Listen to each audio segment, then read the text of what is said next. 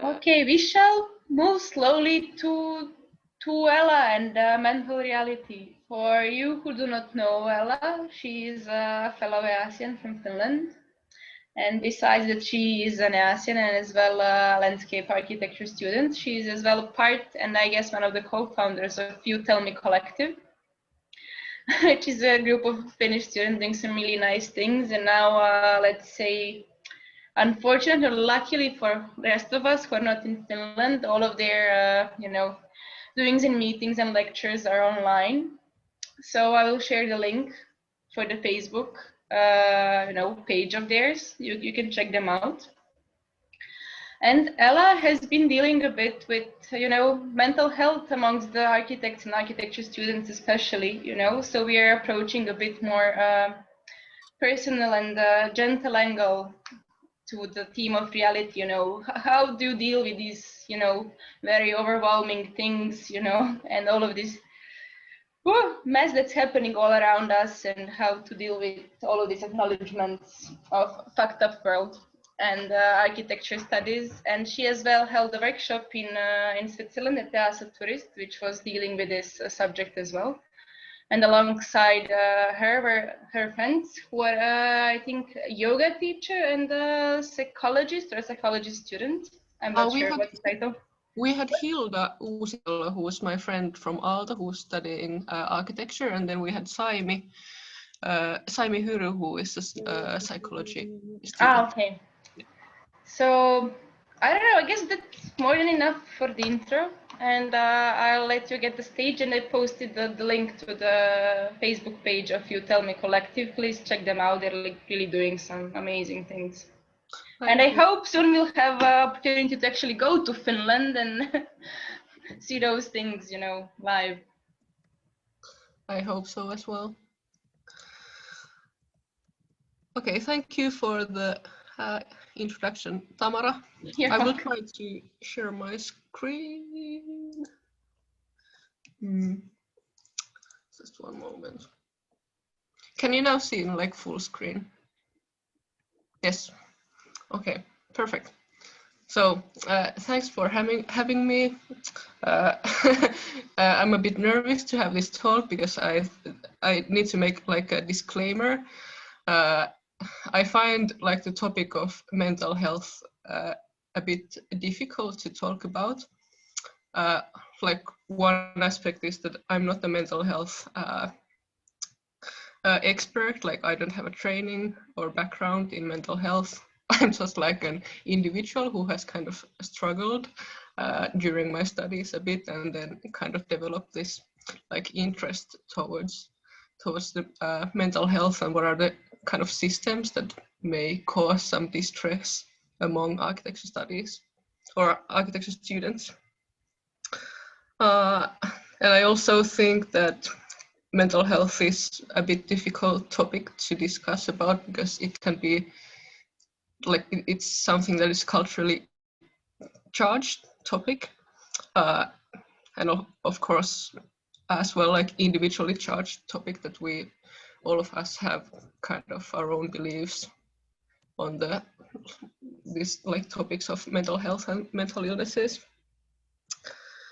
Yeah. But maybe what I would like to start from is like the reasons why I think it's important to discuss and address the topic of mental health. When we had our workshop intro in Switzerland in 2019, we used as a resource a study that was done by Architecture Journal about the mental health problems among students in UK. And they found out that at least half of the students in UK, they concerned that they see that they struggle with their mental health in the studies. And 1/4 of the students had also sought help for the mental health issues that they have experienced. And like as we can maybe all agree, this is a really high number of students, and in the article of the Architecture Journal, they concluded that there's kind of an epidemic going on. I will link the article, or I can share the resource for you later. But I would also like to address that this is something that is not tied only to UK. I've been present in some of these studies that are done in our own home university in Aalto, where I'm currently studying, and they also have shown that the mental health issues among architecture students tend to be higher than in other fields. Yeah, well, then it's kind of relevant to ask, like, what are the factors behind the extreme stress and the mental health issues? Like, what are the things that kind of make us bond over suffering, as was nicely stated in Louis' workshop in Switzerland as well. Maybe one aspect is definitely extremely long working hours and the all-night culture, which might still be present in some institutions. The all-night culture is something that is maybe depends on the institution, whether it's supported or not. But the like long working hours and this like tendency that we really like put a lot of effort into our work, that is maybe something most of us can relate to. And also, like I would say, if you have any questions or comments, you can feel free to comment. Then, like another factor is financial stress, which can be caused by student loans, but also kind of the expensive licenses and tools that we need to use, or that we need to get for us to be successful in the studies. And maybe also something I would put under the factor of financial stress is the culture of unpaid internships. Then the third factor that was also stated in the Architecture Journal article was the overly negative studio critique culture. This is also something that is really like dependent on institution, like whether like what is the culture in the studio critiques.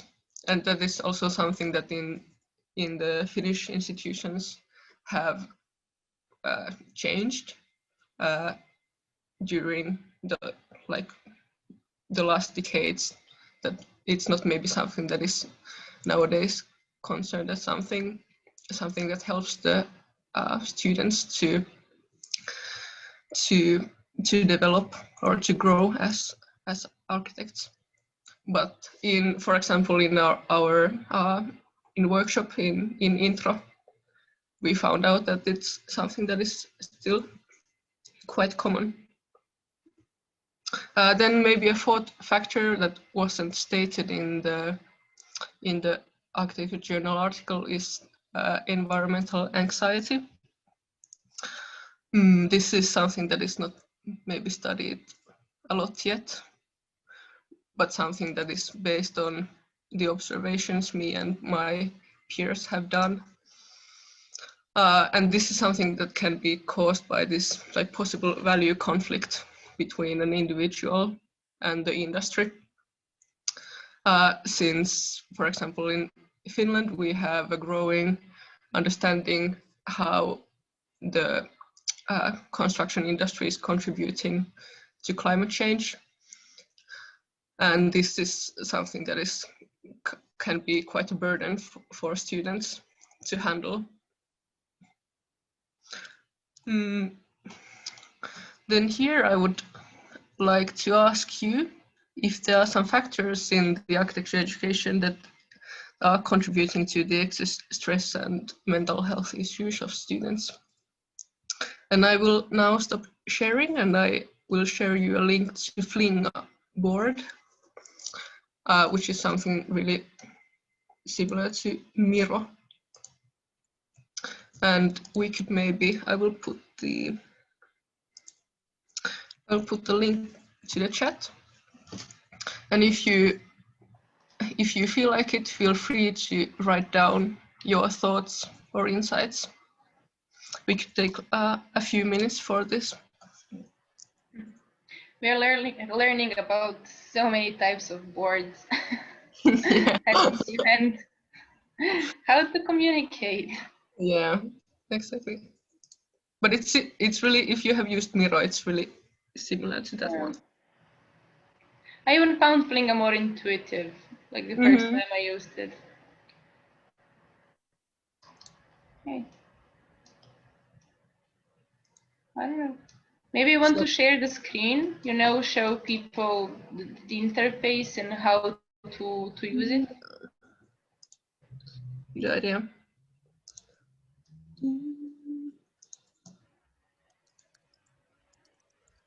Can you now see?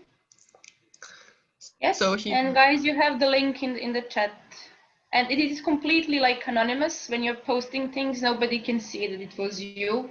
Unlike Miro, actually, where your name is there. So it's, anonymity 100%, unless you share your screen like Ella. Exactly. Like the point is that if you feel that there's something that is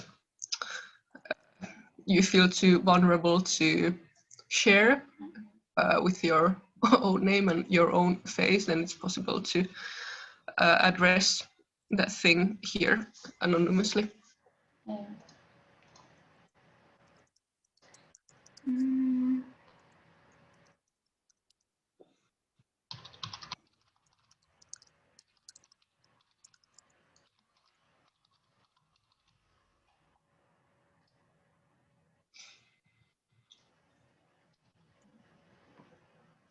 And also, if you don't think there's anything that is kind of contributing negatively to your mental health, it's okay also to address that if everything is perfect.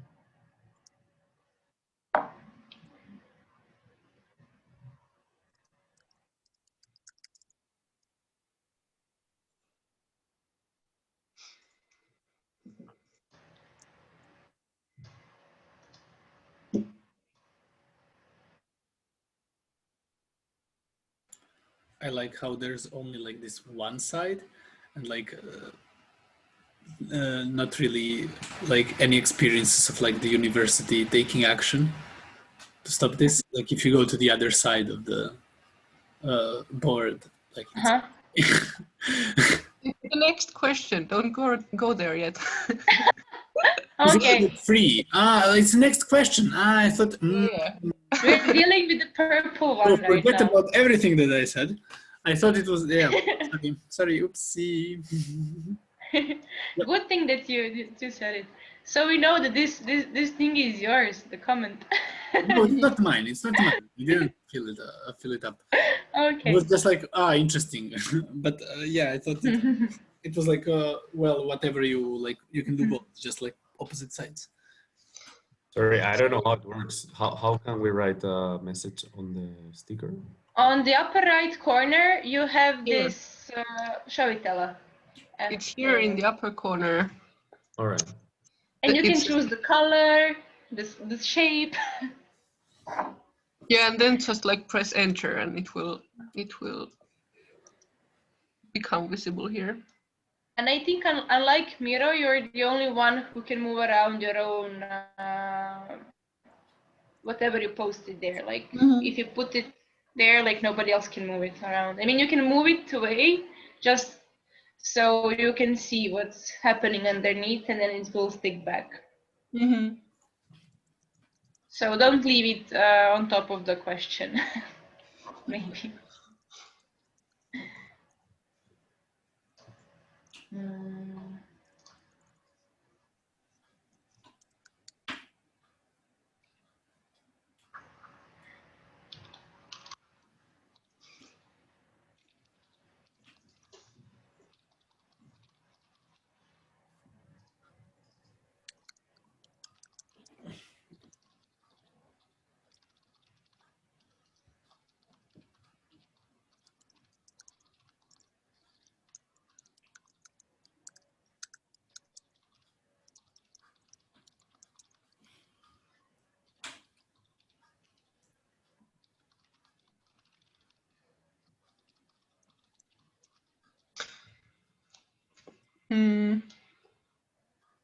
Do you want more time?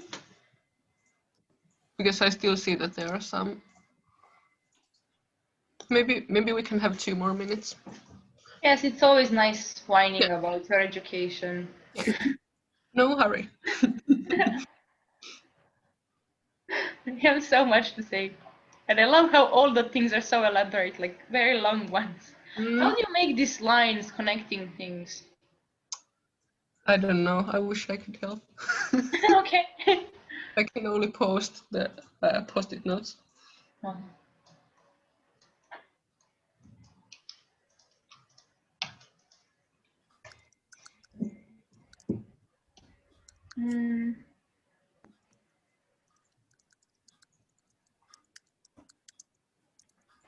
If you move one of the post-it notes towards another post-it note, you have the opportunity to link them. So you just hover around it and it will link. Well, there's a possibility to link.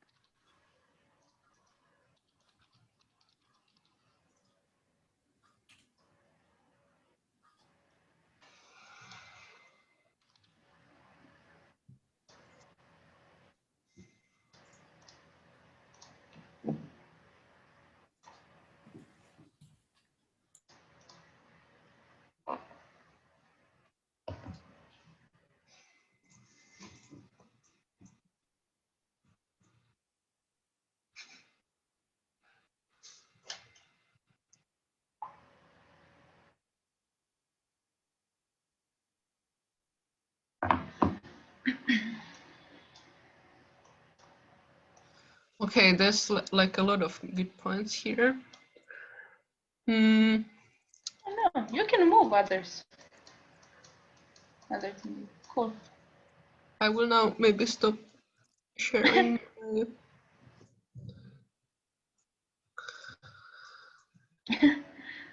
Okay, we have a lot to say. Yeah, but it's good. And it's important to have these kind of stored somewhere.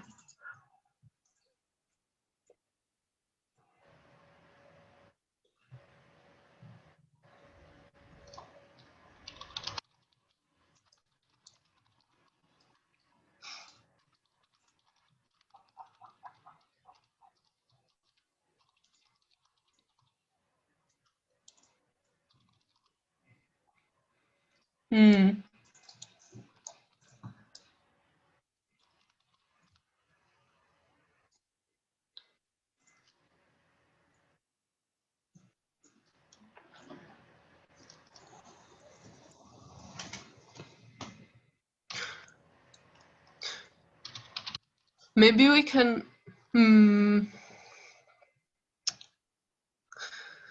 was wondering, like, if you want to share some of these. Okay, maybe we can have the discussion in the end. But I think it's really would be beneficial for all to go through these on your own time, because maybe that helps to see that you're not kind of alone with your thoughts. And I think like all of these points really add up to the list, to the brief list which was presented, which I presented. I will now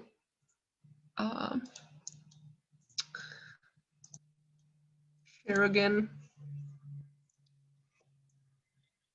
Okay.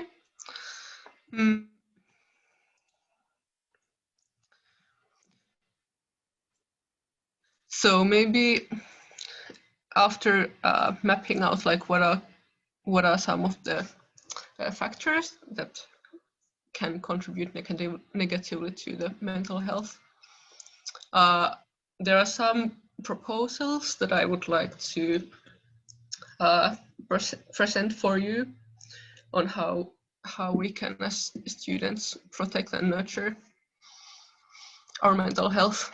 And this is a really imperfect list, just a few proposals, and after that we can maybe seek for more solutions. In the workshop intro, which was held in Switzerland, we really wanted to reserve time for rest, because we as tutors felt that the rest is not something that is given enough importance in studies and in the life of an architecture student. So we wanted to dedicate 2 weeks of a workshop for resting and really like recovering from the stress that is caused by the student life and the working life of an architect. And one part of the rest and one part of like how we wanted to learn to pacify our own nervous system was learning different mindfulness and meditation skills. And we wanted to experiment this with our participants, because like mindfulness and meditation and different like breathing techniques are like, they are a resource that is available for everyone, like anytime. It's not something that is expensive, as for example therapy might be, and there's like a lot of resources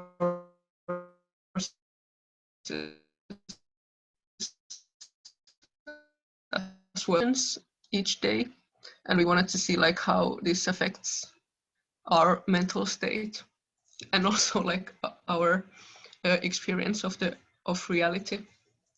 And after 2 weeks of like regular meditation practice, I think many of the participants and we tutors as well felt that that our mental well-being has definitely improved a lot.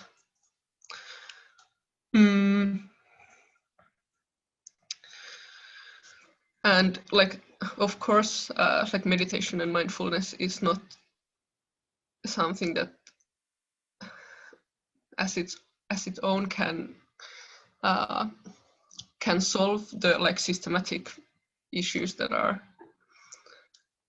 kind of causing the mental health issues among students, but they are maybe something that can be a helpful and healthy coping method.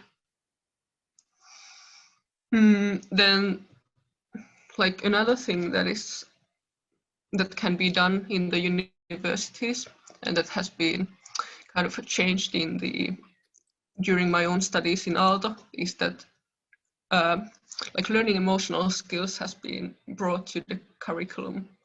So in fact, like our faculty has noticed that there is really an issue with the burnout and the stress of architecture students, and so they are now offering a course organized by the study psychologists, where it's possible to really talk about the issues and maybe learn more skills on how to how to handle stress, like how to handle the problematic emotions. And like above all, like they are creating this place where students can come together and really address these topics. And this also can result in a more like healthy discourse among the students and the staff. That actually the staff and the teaching personnel understand like what are the factors that are kind of causing the distress for students. And then maybe a third thing that is related to these like big systems and like big topics that cause anxiety, such as the climate anxiety. In our workshop, which was held last week with the environmental organization Tunne ry, we learned that one of the best ways to kind of handle anxiety is communal work and sharing and having a community where you can handle the emotions and maybe also work, do work that is aligned with your own values.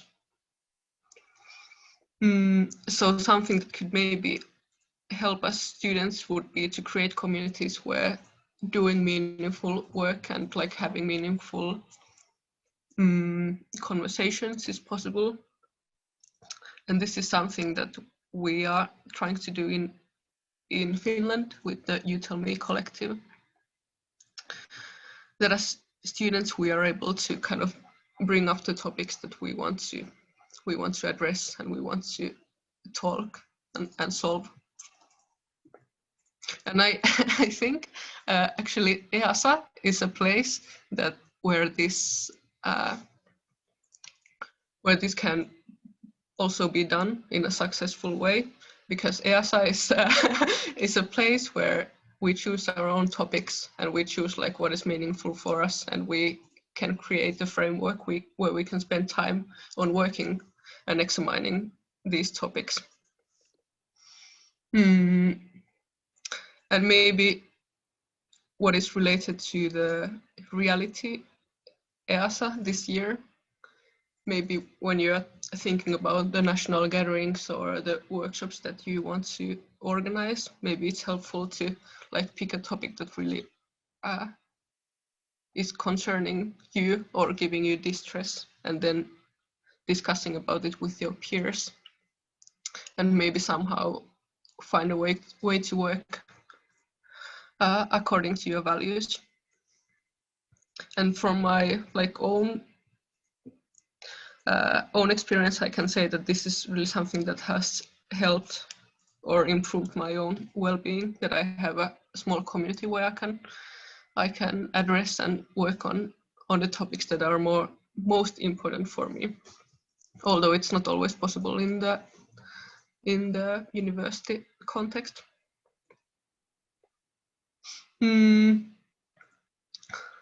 Here's a little quote which I find really important.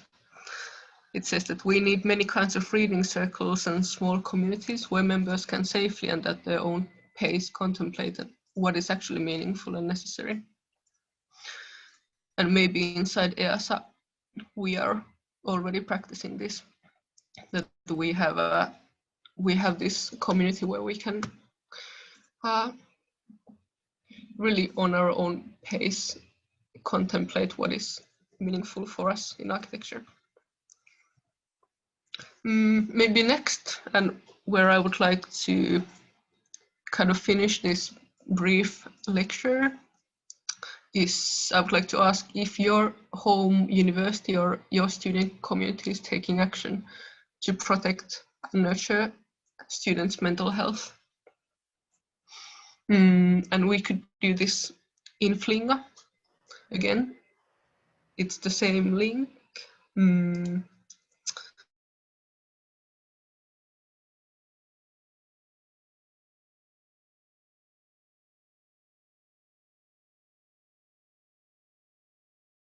side. I'll share my screen again. You share it again. Cool. Oops.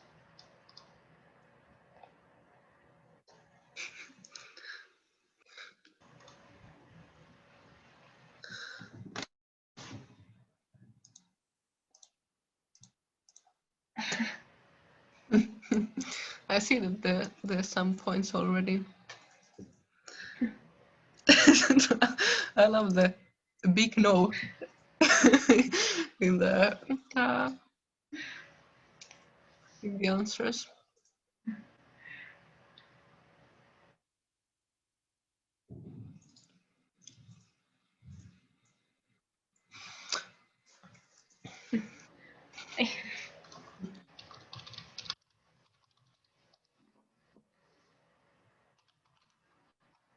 So let's take a few minutes for this, and then we can maybe open the discussion. And if there's someone who wants to share, like any comments on any of the topics addressed, feel free to do so.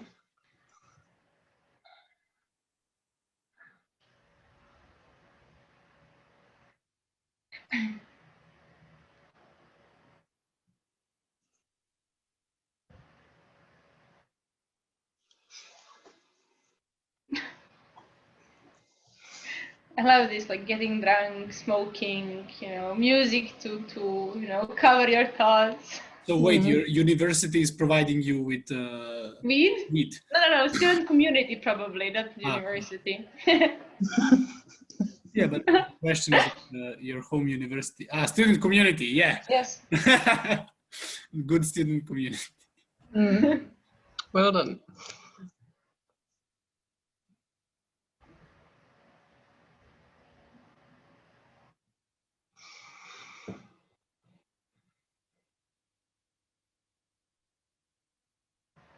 Wow, I feel jealous.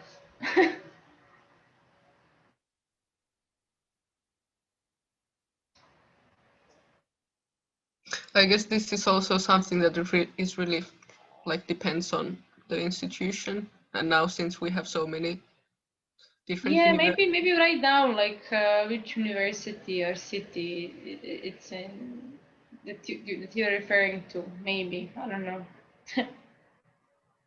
I don't know. Does it matter?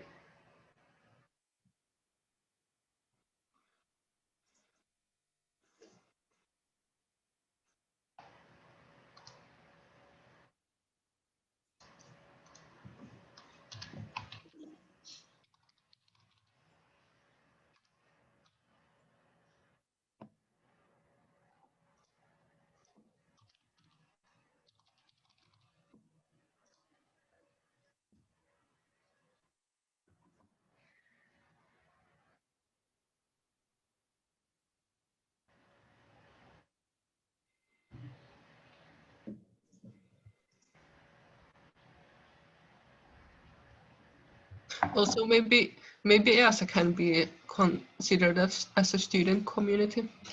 Yeah. So, how is EASA? Is EASA somehow contributing to protect our mental health? I would argue that EASA is helping, provide more mental issues considering your school, because you realize some stuff and then you notice it's stuff in your school and then you're like kind of that's at least what happened to me like at one point. Hmm?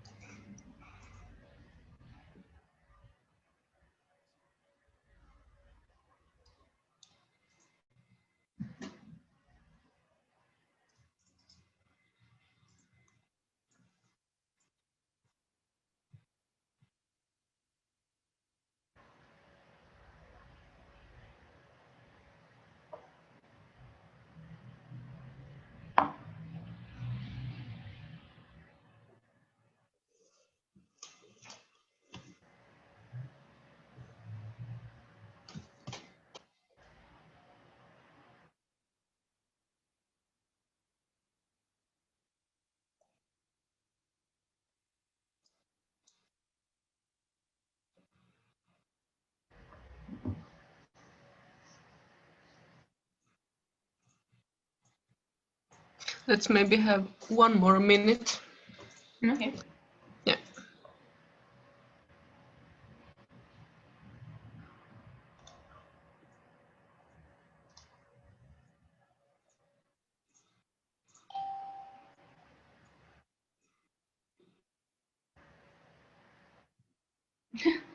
Sometimes you can find a tutor that is actually a human. That's quite nice. Amazing. Gryffindor. What?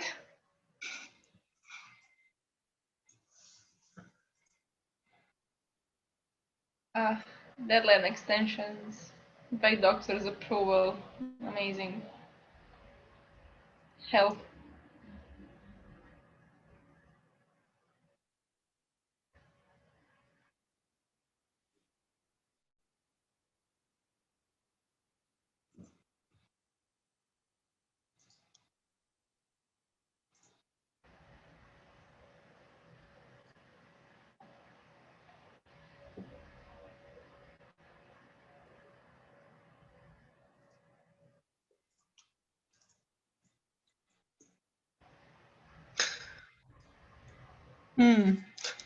There's like a lot of really interesting points being written down, and a lot of kind of practices that are also new to me. And I guess it really depends on the institution, how, like on what level the mental health of students is taken care of.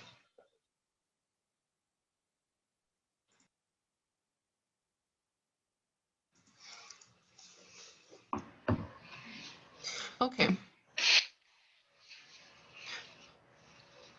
I will maybe now stop sharing. And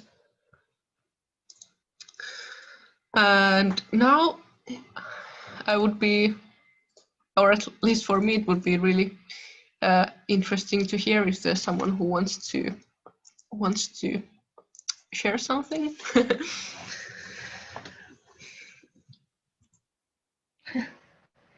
Is there someone brave enough? I don't know. I mean, I finished studying, but the moment that I was at university, we had nothing about the mental health whatsoever. The only thing that was as close to it was this, I don't know, organized parties by the student parliament, but that was more of, I guess, for them, you know, getting some money out of it and providing people place to get drunk, which might be a Balkan way of coping with things. But definitely, you know, mental health was not the first thing about it. I don't think that alcohol is much about mental health anyhow, but it can be a crutch. But maybe in organizing the parties, the like important parties to create and continue the student community. I never really participated in those parties, so I wouldn't know. Marina has a comment, and Pablo as well. So Marina and then Pablo. Okay, also for people who do not know how this Zoom commenting works, you just type in a chat if you want to comment on the topic, or you type a new topic if you want to suggest a new topic. If you have a question as well. Yeah, or if you have some question basically, but just you type here and then we go one by one. Yeah, and then Luke and I will pay attention to this mostly, so. Yeah. So I don't know, I just wanted to thank you for this beautiful lecture and wanted somehow to say what was very nice to hear. How you said something like how you cope with all of this thing, like how you create your own community, like that you somehow try to do it in your own city, town or something, and that how that might be the way, you know, like if a university is not offering us something, how by creating of our own community we could somehow oppose this whole neglection of mental health and in general other also problematics, not just only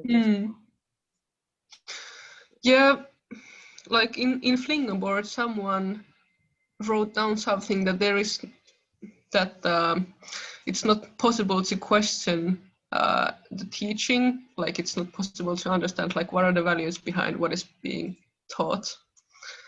And this is maybe also something that is related to the creating your own community, that you can create the place for discussion about values. If that doesn't exist, if there's no space for it in university. And also like, because something that can cause a lot of distress is the value conflict between your own values and then what is happening in the industry. So to have a place to contemplate can be something that is important.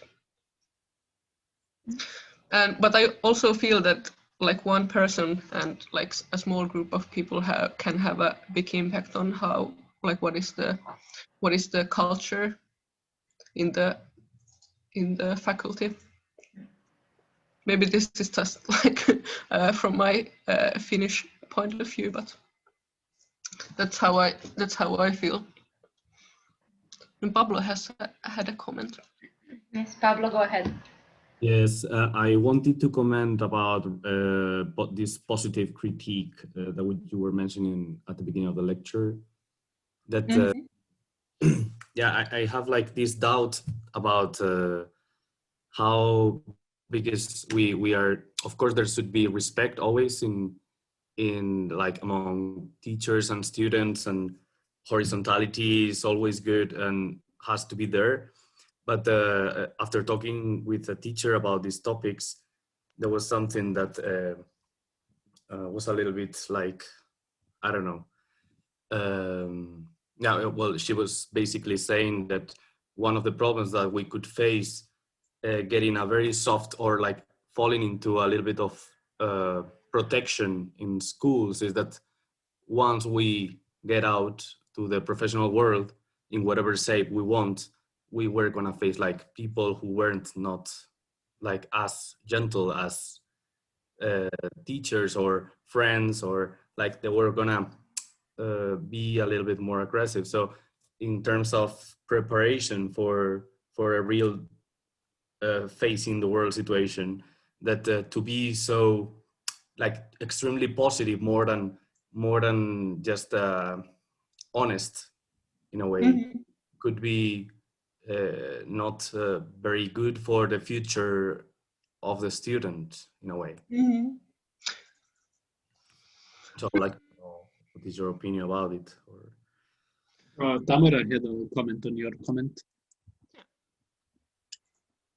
Yeah, so I mean, maybe we can just talk about it. I just have a small comment about this, practices at school as well, about this as well, like negative or positive approach. Is that people fall into this thing that they just continue repeating what is already happening, preparing you for the world which is already there and not thinking about maybe changing it. And the school is a good place, to slowly start a change, like being aware of what is awaiting you is good, but as well being aware that you're the next generation and that maybe you can start a change a bit, about what's happening out there is as well, quite important in my opinion. And that the schools are, I don't know, a bunch of young people and people who will, tomorrow lead the world. Let them know like what things could be changed, or I don't know, not just preparing them for the hell that is already there. I don't know. It just like goes in circles all the time. But like being honest, yes, of course, not treating people like babies, like everybody's an adult there, but just not being extra harsh for no reason and making it the place, to relieve your own frustrations because, your teacher were frustrated at you and I don't know, your investors or whoever. Just like, I don't know, try to build a bit better environment. That's it. Lorena? I don't think it's so much of like a black and white. I mean, I'm not a student anymore, but back when I was, I feel that in my university, at least, I went to 2 of them, there was different personalities. So yes, there was the typical professor that would tell you the harsh reality, but then at the same time, depending on the day or whatever, you'll have another tutor that could be maybe like your dad at the same time.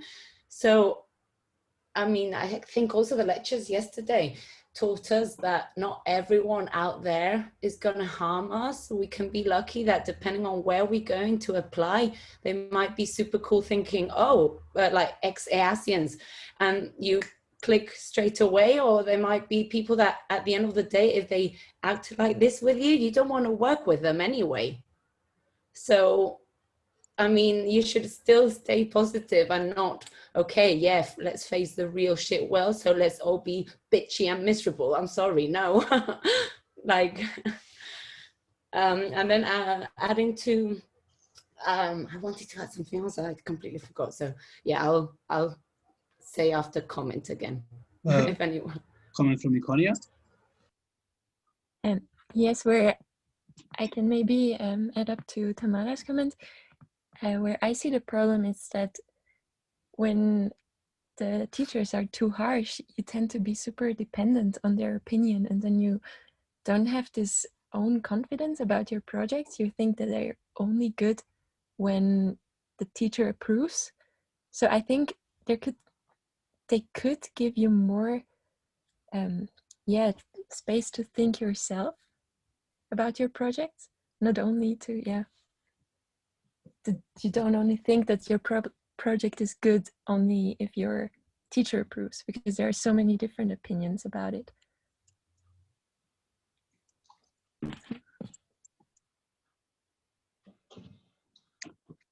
Doreen says, I guess I'll read it.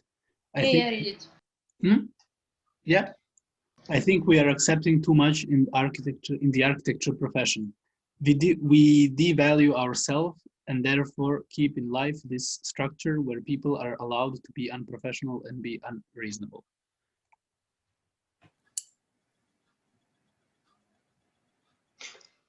Dorian, would you like to elaborate? Yeah, sure. So you could have just said it. I'm kidding. I wanted to hear you say it first. To butcher it.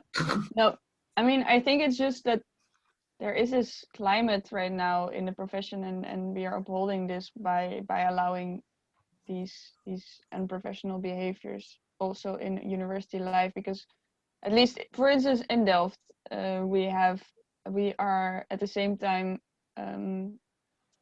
teaching architects and developers in the same course. So the architecture course for the bachelor is doing the same thing. So we are all involved in the same sort of world in a way. And there you can see that if we don't also give people the tools and the examples to actually have a discussion in a positive way, or not necessarily in a positive way, but in an actual way that can be beneficial towards the process of the project, rather than saying, oh, I don't like this. Because I mean, during internships and working with the municipality, you see often that they themselves are really don't have any clue what they're doing or what they want. They just know that this is not what they want, and teachers can be like that as well. I think it's much more beneficial if they would teach us the conversational skills by also showing us the conversational skills to work through this. And I think I also wrote it down in the website thingy, but I think there's also a lot of lack of pedagogy and teaching people how to teach. I think it's often very much like, oh, you're a professional, then you're able to teach. That's bullshit. If you are a scholar, you're able to teach. It's bullshit. You need some kind of education in teaching, because it's really difficult, and otherwise you can only do it from trying. But yeah, this hierarchy makes it that it is normal what people do, rather than sort of, okay, I'm just trying to teach you something. That at least I see that a lot in my university, where there's just very little schooling of them, definitely on education, but also on the schedule. They don't know what we have to do. We know what we have to do, and we have to explain them what we have to do, so they can tell us if our project is shit. It's just, yeah, that I don't like.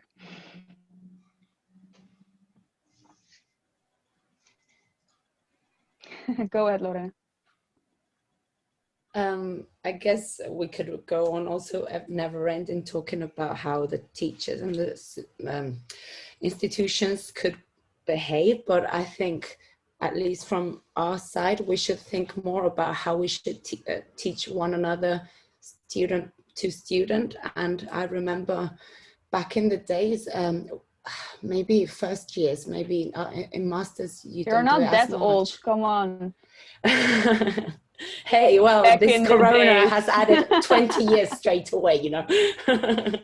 But what was it? So back in the days, you like, I remember like between colleagues, we would show off like, oh my God, I've been doing this for like 12 hours. I've done an all-nighter. And like, you would somehow show off that you spent all this time and like just being unhealthy and show off to your other peer pressure. And I mean, peer colleagues. And then there will be certain people that will be like, yeah, but I don't want to do that. Does that mean that I'm not as good as you?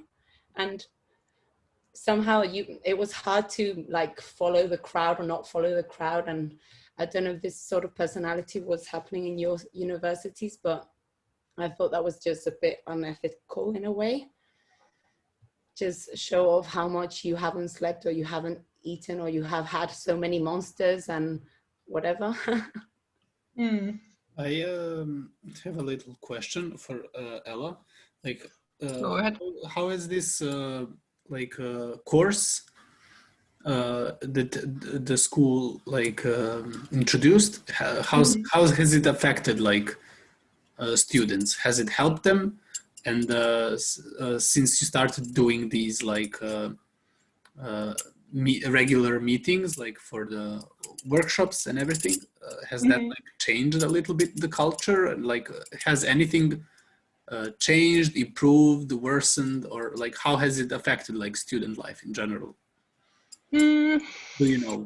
Well, I can only say kind of on my own experience, but I felt like for the first time, the kind of mental or the emotional skills were addressed as something like really important part of your kind of you being an architect, that also like having these like soft skills of regulating your emotions and kind of regulating, for example, or receiving feedback, for example, like they were something that were for the first time considered as something important. And it was like quite a short course with 6 meetings. And it was kind of, I felt it was an like introduction to start like developing these skills. And I think like for me, they will be something that I will keep going back to in future, and like keep developing these things. And have like many students attend the course? Yeah, it's really popular. It's arranged once a year and it's always full. And I think it was now the 4th time, but it has a really good like reputation. And it was organized together with the study psychologist and the teaching personnel of Aalto. Yeah, but like maybe like one point I would like to make, that if it's possible for students to kind of contact with the, I don't know, some like psychology faculties or like have that conversation with the psychology professionals, like maybe that would be helpful. And like where do our beliefs come from, that by working more and by producing more and like not resting at all, like why do we believe that somehow results in good results or good architecture? Listen.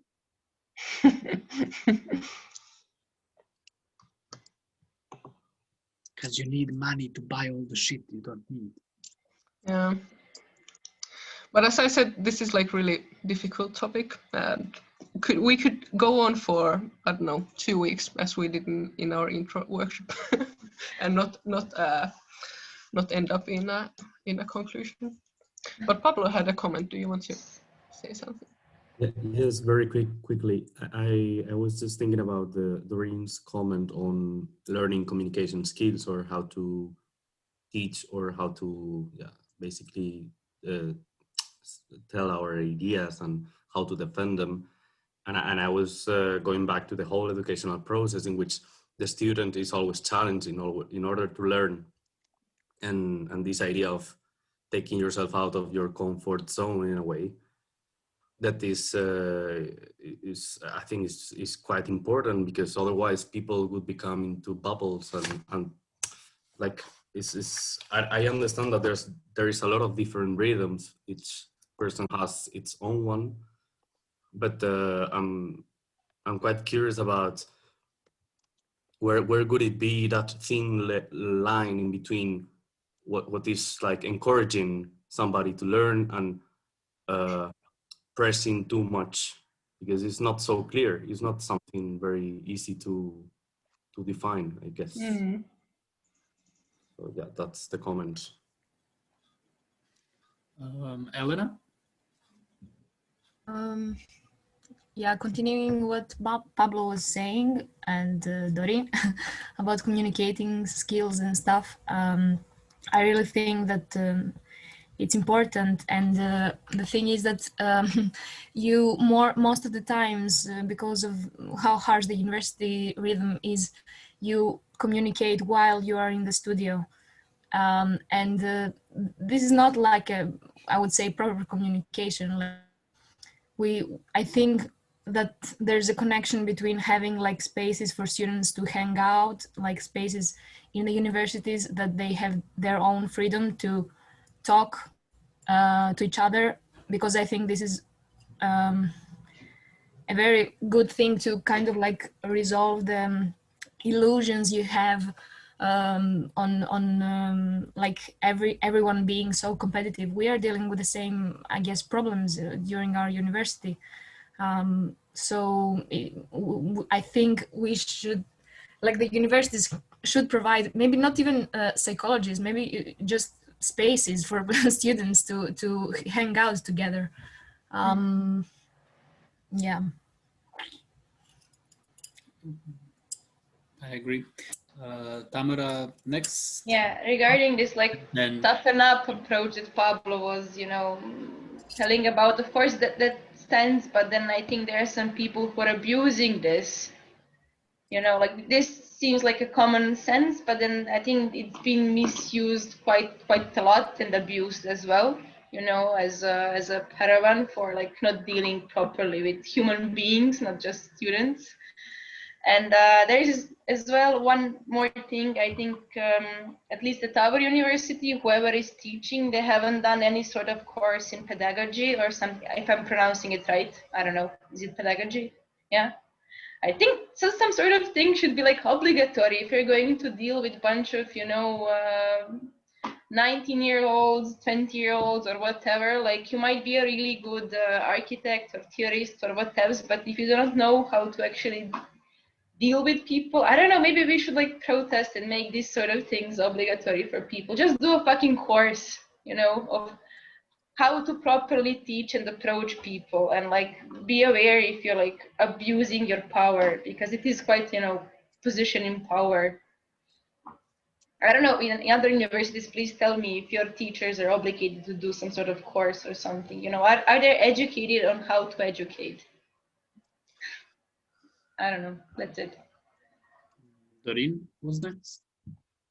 Yeah, I want to say something. I felt, or at least I now am doing my graduation project, my thesis project, and my first mentor is I don't know, sometimes he feels a bit like he could have been at EASA. He's very active in trying to find out, okay, how do I teach things and how can we engage everyone, and he's really frustrated at the moment with the fact that we're home like all at home and we're not seeing each other, and he says that he actually really notices it in the quality of our work, that we are not together, because usually it's so easy to just have this conversation with one of your peers and to have this sort of interaction and maybe give like a tips or have some short easy feedback session, but because everything is now, you know, in a distance, everything needs to be organized and it feels very formal, and he's very much also right now trying to look for ways of, okay, how can I engage people, how can I make sure that people have this contact, because yeah, I don't know, but I think it's just very telling to hear. Of course I don't like to hear that apparently the quality of my work is less because I'm not in a studio environment, but yeah, it's pretty telling to hear that that's actually something that he notices it. So Thanks. Yeah. So it's so important to have this. I think the COVID pandemic is a topic that should have been that could be dedicated like a known session, and how that is impacting like our studies and our health. But I think this also like illustrates how important it is then in normal situations to be able to facilitate this and to make as good of a use of this peer-to-peer learning and teaching. Mm-hmm. So it sheds light sort of on problematics. Mm-hmm. Louis had a comment next, and then Ikonia.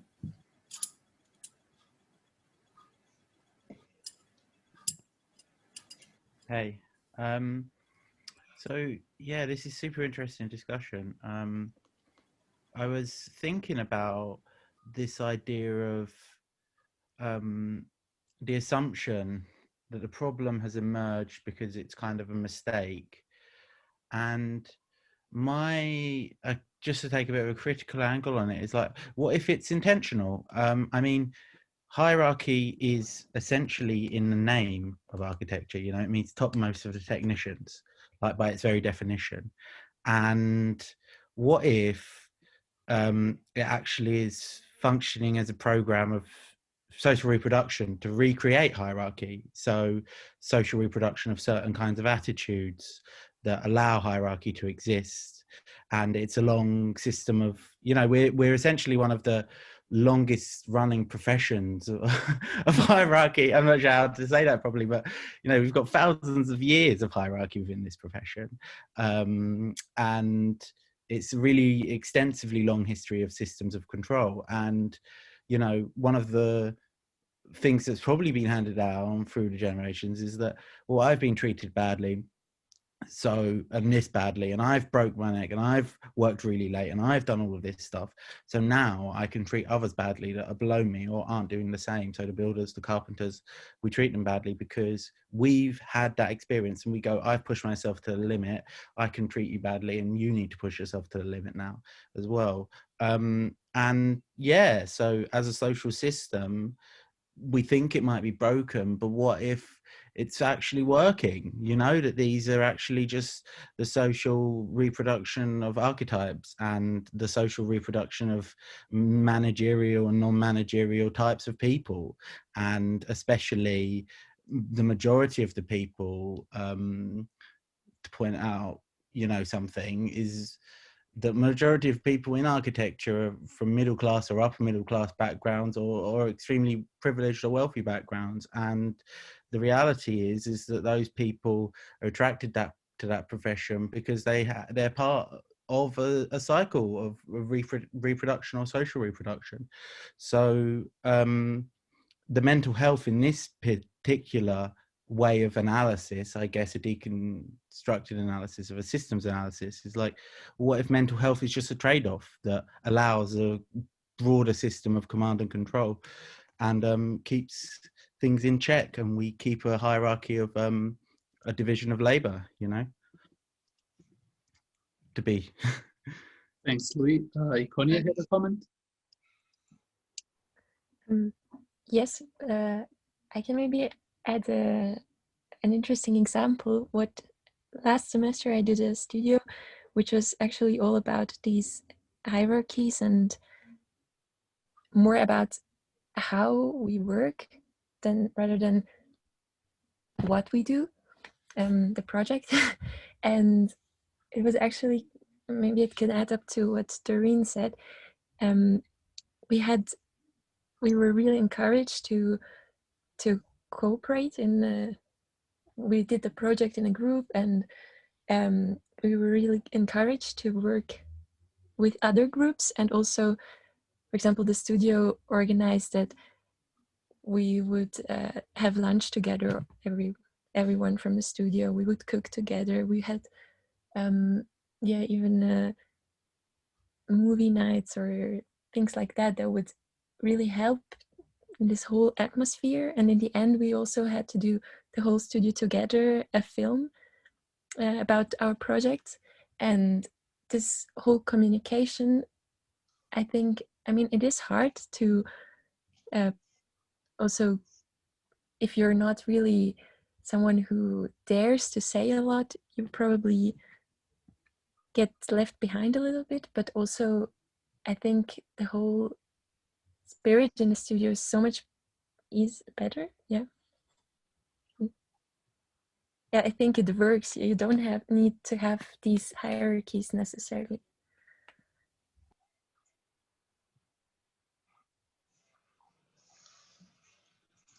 Thanks. I had a little comment on what Louise said about when we go through this, like we put this on like other people, like carpenters and so on. So maybe like dumb advice would be like, let's all chill and not work so hard, and not so we don't like force others to do as well. Just a simple dumb idea.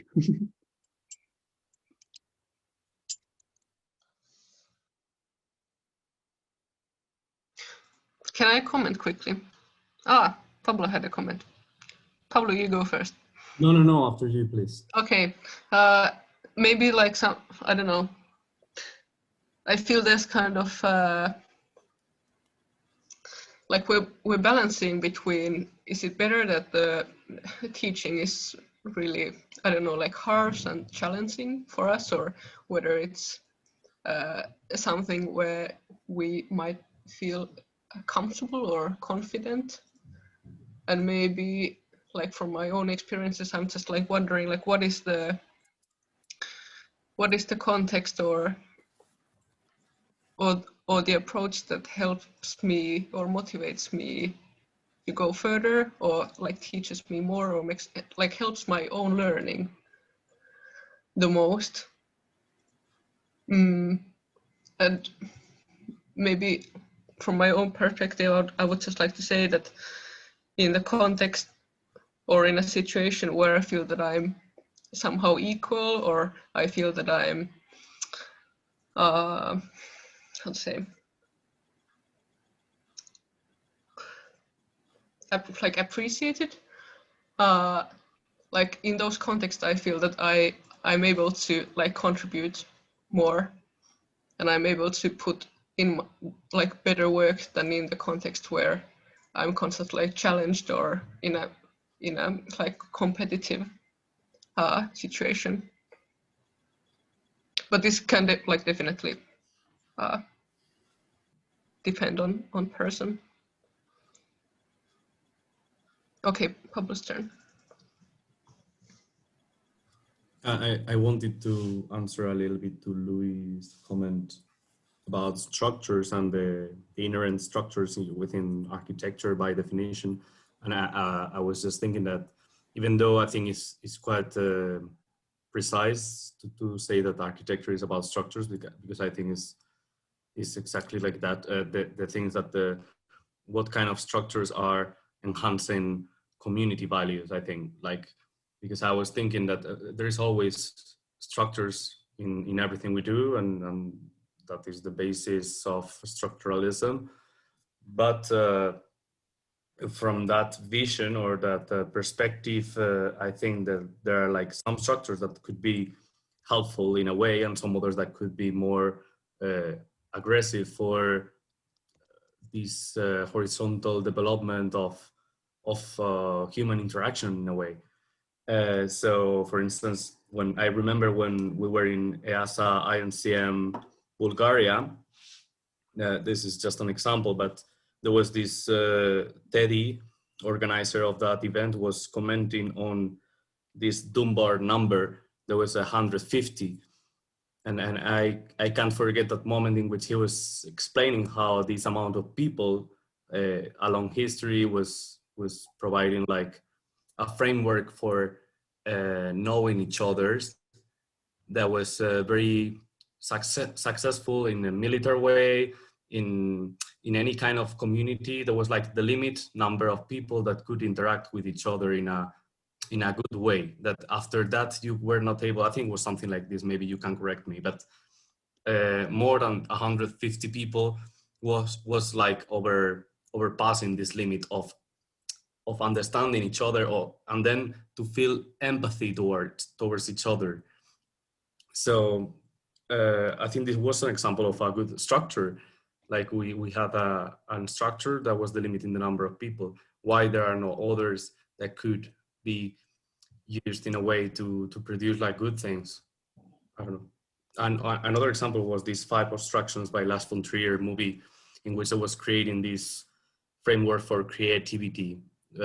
So there was like always like the tyranny of freedom. No, if we don't have structures or limitation on what we do, we're always gonna be lost in an ocean of uncertainty. So we need limits, and limits are the ones that should be provided by us or by architecture.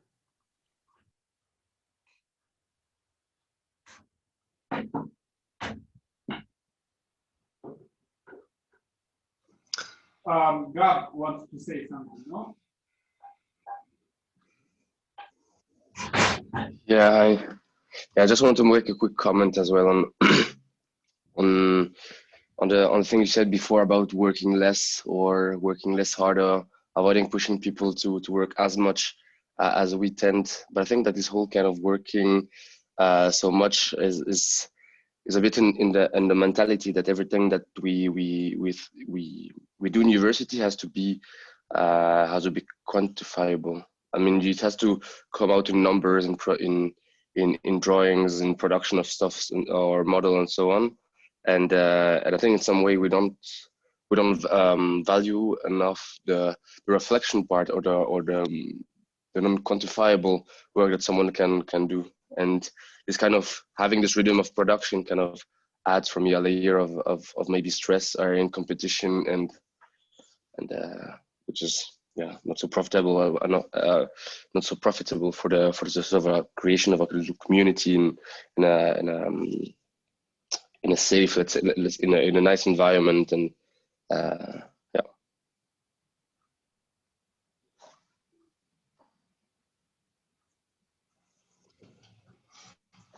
Thanks for the comment. Maybe who wants to comment next? Luis was plus. Yeah? No, I think he was just agreeing. There is Antti who wrote comments. Yeah, hi all. I don't know, I just started to felt that I'd like to share a book I just read a while ago. And it was authored by Reed Hastings, CEO of Netflix, and Erin Meyer, who is the author of the book The Culture Map. And maybe the idea of that book is like tearing down the structures of like a big company that you don't have hierarchy, but kind of they are learning through the way of creating loops of feedback and honesty and kind of accepting mistakes, but always analyzing backwards, why did things happen? And I think, I mean, it has this kind of a Silicon Valley way of heading towards performance and maximizing innovation and creativity. And it sounds a bit stupid in a European perspective, maybe, I don't know. But I think that book had many, many good examples of ways of allowing this kind of a mistakes and learning and what is actually good feedback.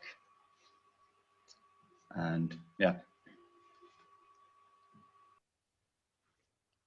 Thanks for sharing. Could you maybe write the books and authors name in the... Yeah, people are asking. Cool. Thanks. Does anyone have more questions, comments, reflections?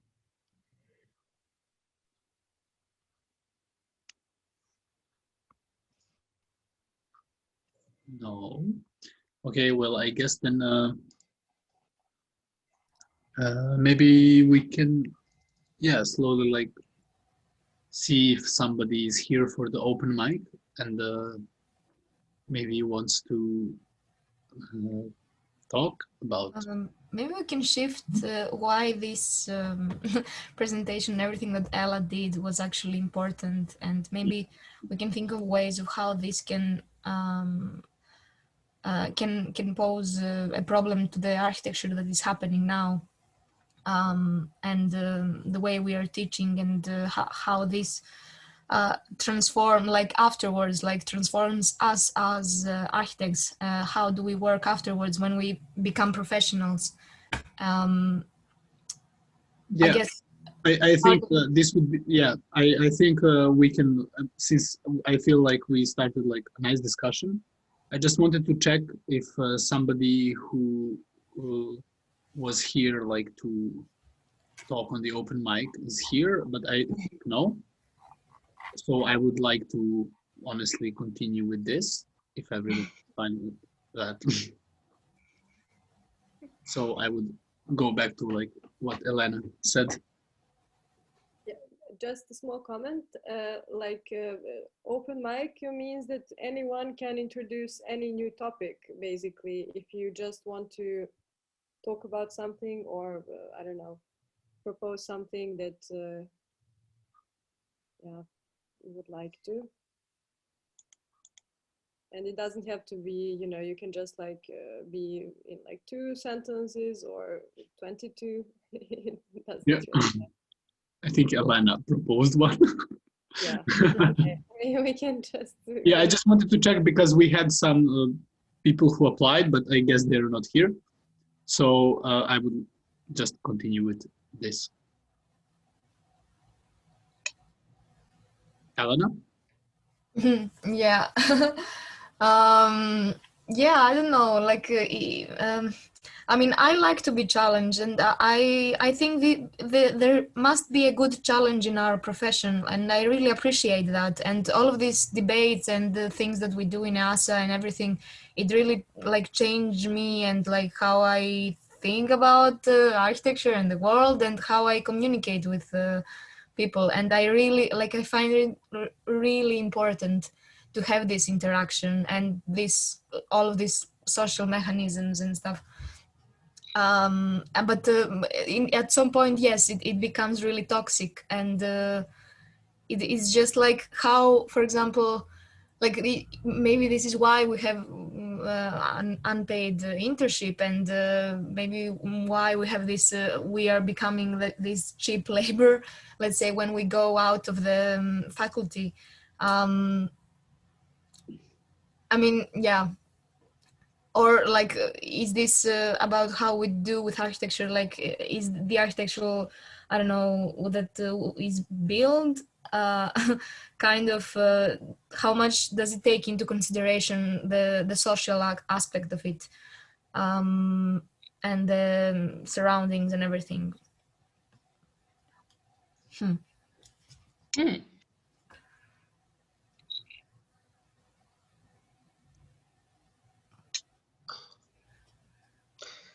Does someone want to respond to the question?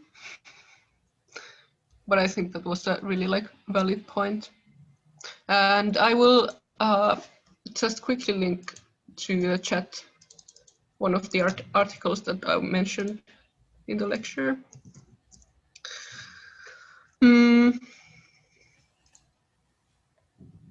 There has actually been done like multiple studies on the mental health of the students.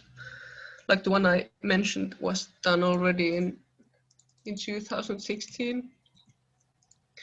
But the I think the most recent one was done last autumn. And I think like the articles provide more information and more points about what are the factors that are actually might be challenging. So feel free to take some time and get to know them. Maybe they explain some points better than I did.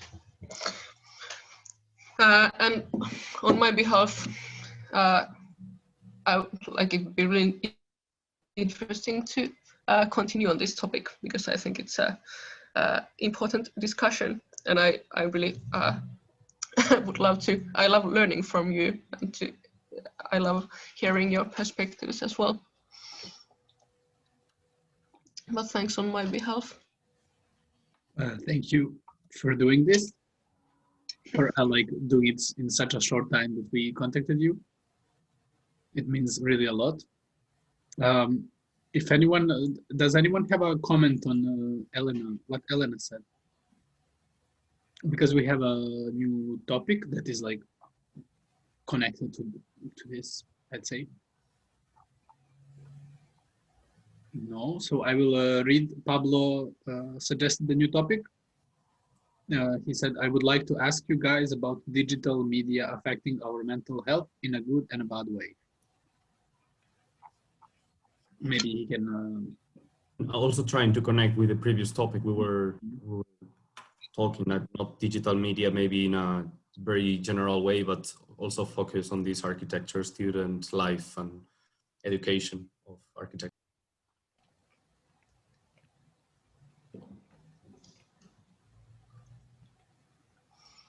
Well, I guess. I guess even going to the university is some kind of exercise for some people. So like it's much easier to just stay at home and like be on your laptop and like work all the day. But yeah, no, you meant mental health. Okay, maybe not mental, but also other health, but health in general. Yeah.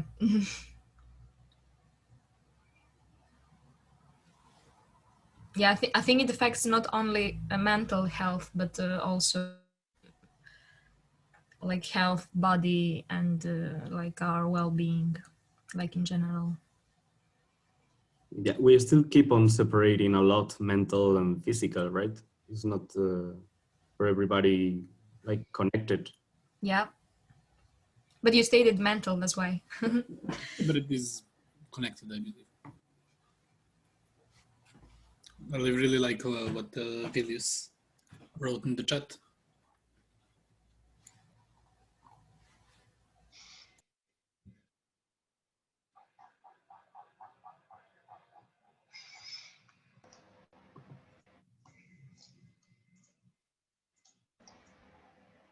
Maybe we could reflect on some of the other topics which are written on Flinga map,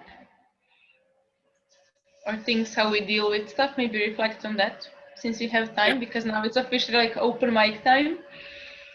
But yeah, I don't think while people... you were away, we were just kind of like transitioning to open mic to talk more on this. No, okay, sorry, I went to the toilet. we checked if anyone who applied for the open mic is here, but I guess not. So yeah, we kind of decided to continue with this since it was very engaging. And yeah, I guess like we did talk a lot about like the first part that we wrote in the Flinga? Yeah.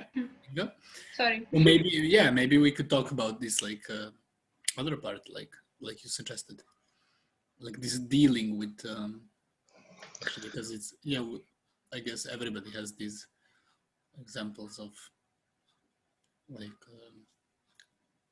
questions. I have maybe a comment on this, maybe too. I don't know. It's like when I sort of think about at least how I see the behavior of my university responding about mental health and sort of taking care of their students, it feels very reactive. So you have to go to someone when you have a problem, but there is not really, I don't often don't feel like there's an infrastructure in place or like an attitude in place that is actually focused on preventing that the reaction is even necessary. And I'm just thinking, like, is it even the responsibility of a university? Because, like, I mean, we're all adults and we're all signing up for a program, and I do think that they should have like the best. I also don't have the exact answer, and I don't know if I'm like agreeing with what I'm saying, but I'm trying to sort of, I don't know, maybe start a discussion on sort of what is a responsibility of university, and should there be this, I don't know, like for instance, like one of my roommates, he has been studying for quite a while now, and he is not doing architecture, but he's had quite a lot of problems with himself, but never once has anyone ever contacted him to ask how he is going, how, like, why are things not working the way they are. So yeah, I don't know, is that even their responsibility? I mean, it could have saved him a lot of time and years, I think, if someone would have asked, hey, we see that you're not really getting somewhere, can we help you? So yeah, I don't know, maybe someone has thoughts or a reaction to this. I think it's got to do with personality also. Maybe someone finds it slightly offensive if you say, are you okay? That's why I agree with you, Doreen, actually, because I don't think in my university they would have told us, let's talk about mental health. I can imagine a quarter of the class laughing about it, really. And maybe the other half being uncomfortable because they actually want to talk about it, but they feel shy talking about it. So it's tricky because you need that circle of comfort zone somehow. Yeah, that's like one of the reasons why I felt this is kind of a challenging topic, because it's so culturally charged. Maybe one thing that is done in my home university is that there is this questionnaire done every year for each student, and then they can answer like how they feel, like what is their state of well-being in the studies, and then they kind of collect all the answers, and then we have a session where we go through the answers and see like how our students actually doing, and then having a discourse or discussion like how we should react to this. And I think based on these questionnaires, that was why there was this one course organized for us students, that we can more focus on like the our own well-being and how to nurture it during studies. But I think it's I don't know, like if it's like responsibility of the university, but I think it could also like benefit the university a lot that the students are doing well. Like, why would the university benefit from students not being well in their studies? Because that can result in like ending the studies, like dropping out, or just like prolonging your studies. It can result in burnout, where the individual just isn't like able to work anymore. And when this results in like massive quantities, when there's like half of the students are feeling this way, then like why would it, how could it benefit the university that they are not responding to this? Louis had a comment.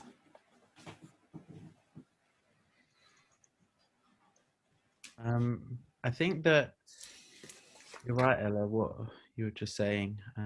How could it benefit the universities? And it made me think about actually a field of study I know a lot about, but to branch off of the Robin Dunbar quote that Pablo was talking about. Robin Dunbar also released a report in 2016 called the Breaking Bread Report, which showed quite conclusively that regularly eating meals alone is the biggest single factor for unhappiness besides existing mental illness.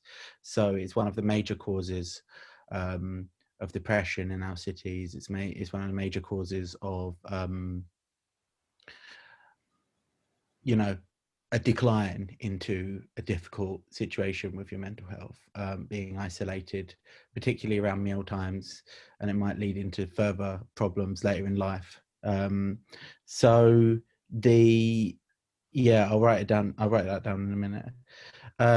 So that brings us to the major point that actually it's, of course, an architectural issue, mental health, to some degree, at least to some degree. It's not just an issue about, well, how do we, who do we talk to, and so on. It's like actually an issue about how do we integrate with society so we have the mutual support systems that allow us to talk to people at the right times, you know, and how do we create typologies that integrate and connect people in the ways that they can begin to support each other's mental health and overcome the traditional issues we found in our cities of social isolation, social exclusion, and kind of insecurity in general. You know, how do we kind of build new typologies that fit within these? So yeah, that's where I think it is of course architecture, and it's if we look at many of the historic typologies around this, we've always had social eating spaces. We've always had communal spaces for interaction in our cities and our small towns. We had the town halls, which traditionally were places of eating, but also we kind of had the hearth, the oldest forms of architecture, or the campsite, the fire circle. So that's No, well, this is something, this is kind of related to it. So yeah, I think that one of the points I'm making is that in like Oxford and Cambridge, they still do that. So they still have these big dining halls where people come together and eat together, and that is a way for students it's a vector for people to kind of transfer information, but also kind of give some form of mutual support in those situations. So I think there's a design challenge there for architects to start to design those spaces. Yeah.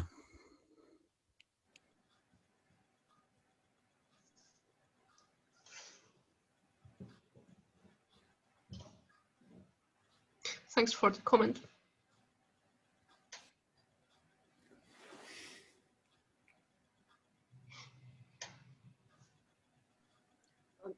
Lorena, did you want to say something? Can we maybe... I was agreeing to Doreen, yeah. Sorry.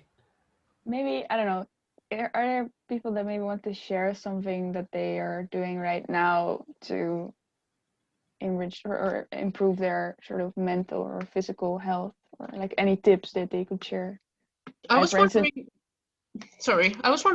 if I should share my screen again and like show the Flinga board. So if we can go ahead, maybe pick up some points from there that were written down. Mm-hmm.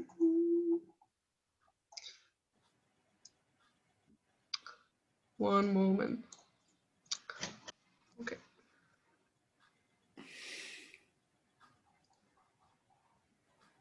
Mm-hmm.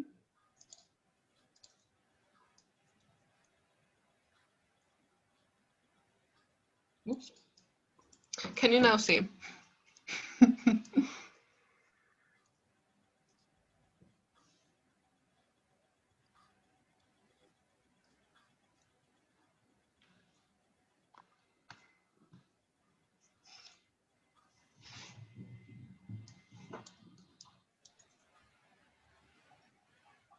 Mm.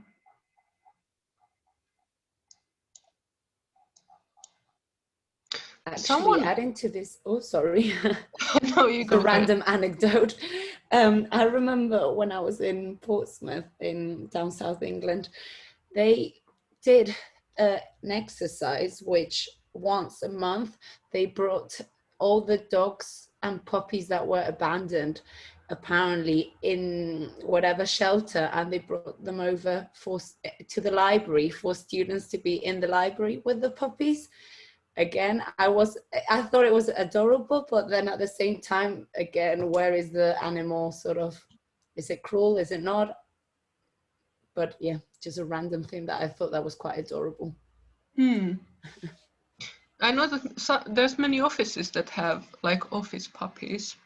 I don't know if do you have that culture in other countries, but they're like these kind of animal companions, and it is studied that pets affect positively to your mental well-being by offering companionship and whatever. So why not to introduce that also in the education?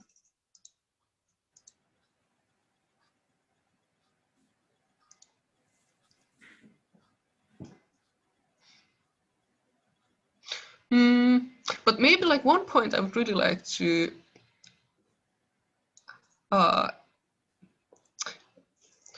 address is like discussion about values. Like, do you feel that there is in your education like enough space for like value discourse?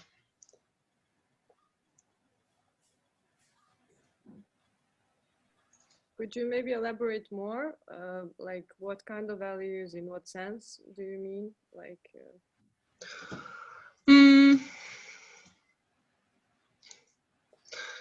Maybe like is there like a space for open discussion where students can contemplate like what is good architecture, and if that is also something that is contemplated together with the teachers, or are there like some certain truths that are posed by the teachers?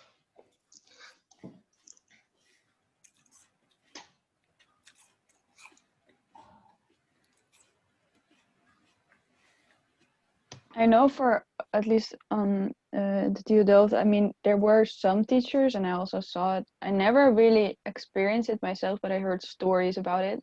But that's, yeah, also sort of that some teachers and tutors are very much into that sharing and discussing about this and having these sort of more brainstorm or discussional structures. But often when these things, I mean, I see them sometimes with the student association, but I feel like many times they're not that well visited in a way, because people are, I don't know, tired about talking about architecture or something, or thinking about architecture.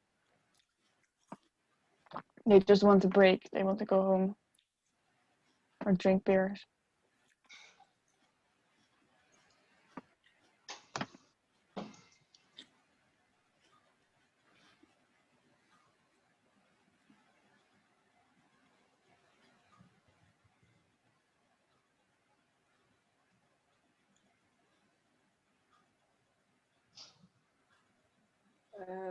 well, Pablo, do you want to read your comment? Yeah, sorry. I was saying that if we're turning into more individual society in many different ways, that is not something architecture faculties are not are also delving into this problem. So if we're becoming more individual, there is a lot of values what we're starting to forget more and more by time. So I think when Ella was talking about this problem of values at the university, that how teachers could deal with it, or if should be an important topic within the education, I think there should be a search for a balance, because in a way we're turning into a very extreme sided situation. So yeah, some sort of at least a reflection, a communal reflection, or some sort of a way of so we are becoming critical in many different ways, but maybe this way we are becoming critical is based on becoming individually empowered in a way. Like how can we make like collective success or collective decisions. How can we do mutual care, as Luis was saying, or how can we work on togetherness more? That is something that I think in EASA is quite present, but not really at the university level. Okay, Marina has a subtopic. Does anybody has like a direct short comment on this? For Marina, gets the floor. Marina, go on. So basically, when you introduced this whole values topic, it somehow got me thinking like that for discussing about values and like a bit like, you know, broadening this whole discussion about architecture. First of all, we would need some time for that and some space for that. And then that got me thinking like about because I studied at university in Belgrade and at university in Vienna. And at the university in Vienna, every year, like there is no this exam that you can enter university, and every year about 800 to 1,000 people start studying. So basically, and there are lots of people who somehow don't find themselves in this profession, in this area, but they still somehow pressure themselves to continue studies in a way. Because there is this whole stereotype of like that you have to finish like what you started, or like that it's embarrassing if you would quit to do something else. But basically there are like several, you know, problems which are leading out of this. One of them is that I find it first of all hard to give enough space to discuss even about those values or anything, because there are so many students and so little staff. For example, at this university, that students are quite treated as, you know, like numbers, that you're just like done with one course, second course, third course. So that's one thing. And I wanted like because there are different systems about this whole exam for entry exam, or how you call it. Like some countries and some universities have it. Some of them don't have it. Those that have it, it might be quite bad. It might be quite not appropriate in a way. Some of them have very amazing ones. But I heard also of some systems, I don't know in which country this is, but I believe in some of the northern countries, where you are able to go to university for 1 year. And then after that year, you have some sort of exam. So like this exam is like somehow after that, you are like seeing if you are really, you know, if you want to do that, first of all. And second of all, if, you know, if you really learned something in a year, if you committed yourself to it, if you are eventually allowed to continue doing this, you know. So basically that system sounded to me like almost perfect, because you know, it's giving you like this 1 year where you can think, you know, okay, am I really gonna do this, you know, and then not giving you this pressure, oh, like now I have to go in, I have to do this for 6, 7, I don't know how many years people study. So I don't know, I just wanted to ask, to start with this topic, and just to hear maybe of different models in different universities around Europe, world, like what do you think about that? Luca, you first. Yeah, I wanted to see, does anyone have any comments, since we should probably make a small toilet break and then have another lecture. So if anyone has a comment on this, please. I have a comment. Yeah.